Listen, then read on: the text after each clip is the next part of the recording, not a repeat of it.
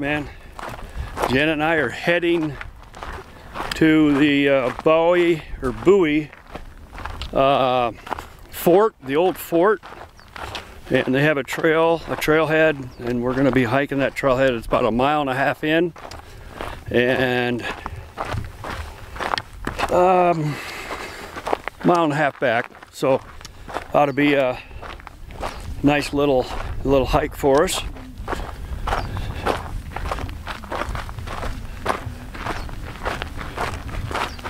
Yeah. So we have enjoyed ourselves. We had our first night last night at the Indian Bread Rocks dispersed camping area. It's a BLM land camping place, and so we spent our time there last night, and everything went without a hitch. Had a great night's sleep, both of us, and so right now we're just heading to the fort, the old Fort Bowie. We'll just have you take a look here, and let me turn this around so we can see what we're looking at. And there we go. We'll just show you a little bit of trail along the way.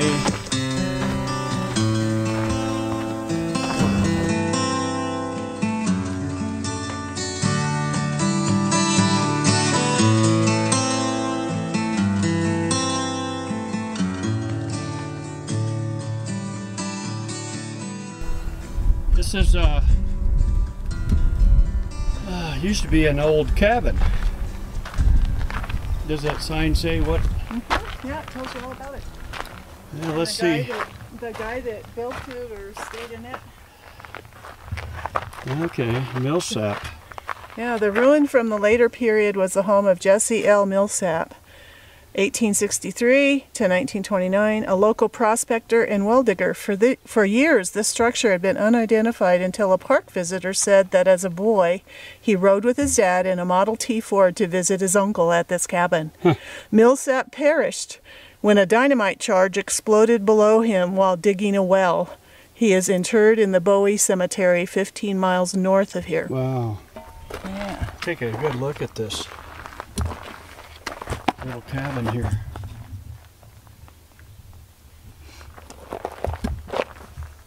How about that? Of course, only the outline of the stone structure is still here, if you know. Right.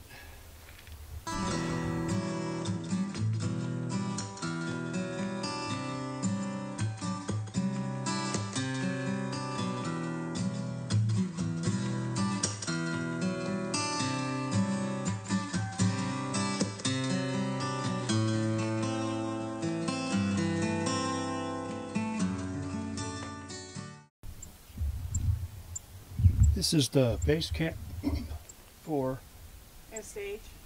the stagecoach base camp on the way to Fort Bowie, or Bowie. This was the mule thing right here, where they kept the mules, and that.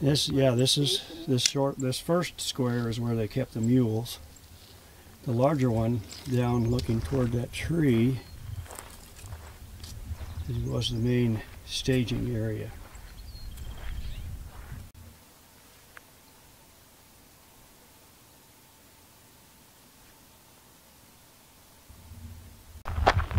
The old Fort Bowie trail will lead you to, first of all, about halfway to the ruins themselves is the Fort Bowie Cemetery.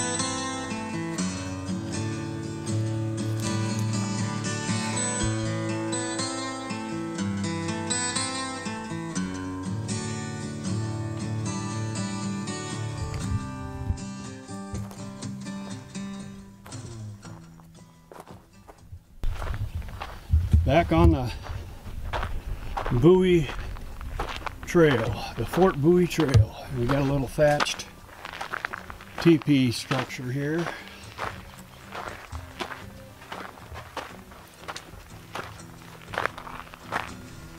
A little Apache camp.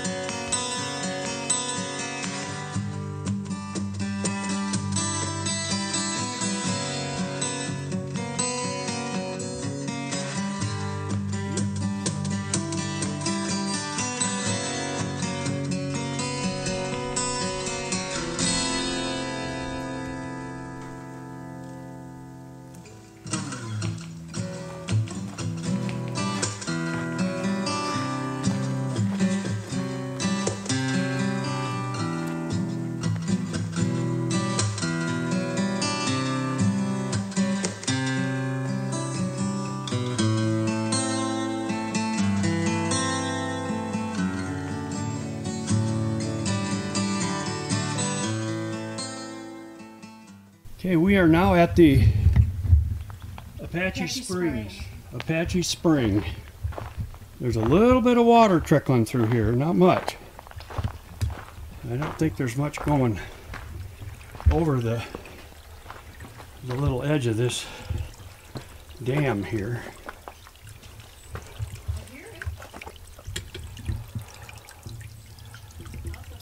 Yeah, I can hear the water, certainly. Yeah, the water's running through there. If we had our life straw, we could refill our bottles with that, you know. Another 8 mile or 1/8 of a mile hike will take us up to the old Fort Bowie, and I'll zoom in on that.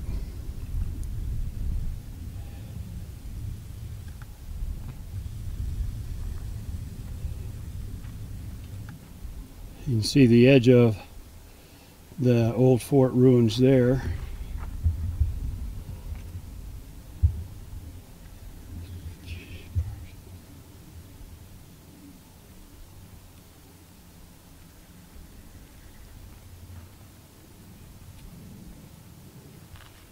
Okay, near the old, kind of in between the old Fort Bowie and the new Fort Bowie, or newer, was this little quarters here called the Laundress Quarters. This is where the laundry crew slept and whatnot.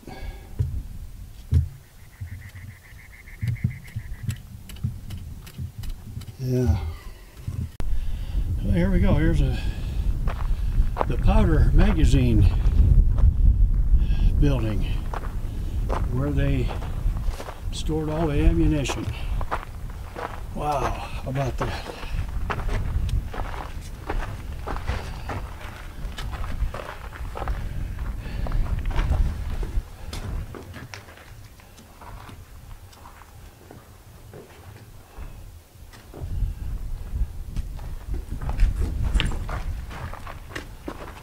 There are big wasps in there, I noticed.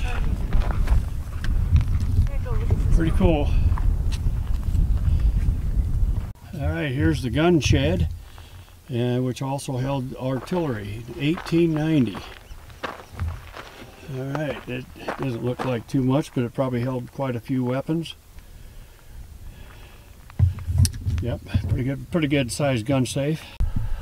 Yeah, we're up here, made it out here, about 1.75 miles out here to the Fort Bowie area, and there's a nature center right behind us here. By Wood Lake. There we are, and the nature center.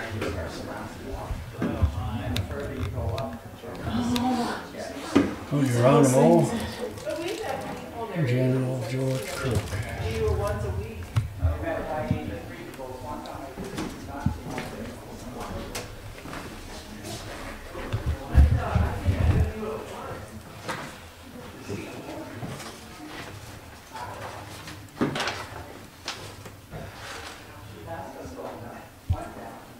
Wow, this is pretty nice.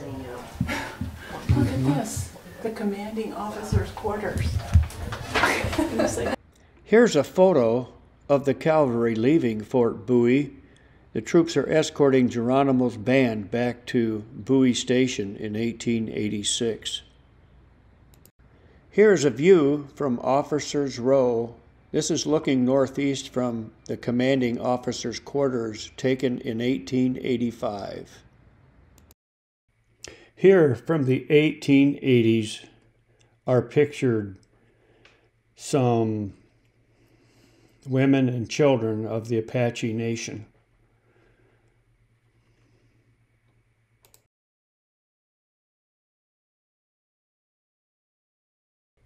Here pictured are some Apache prisoners of war which are en route to Fort Pickens and Fort Marion for imprisonment. The Apache endured 27 years of incarceration in Florida, Alabama, and later Oklahoma. Here pictured are Apache mother and daughter by their canvas-draped hut.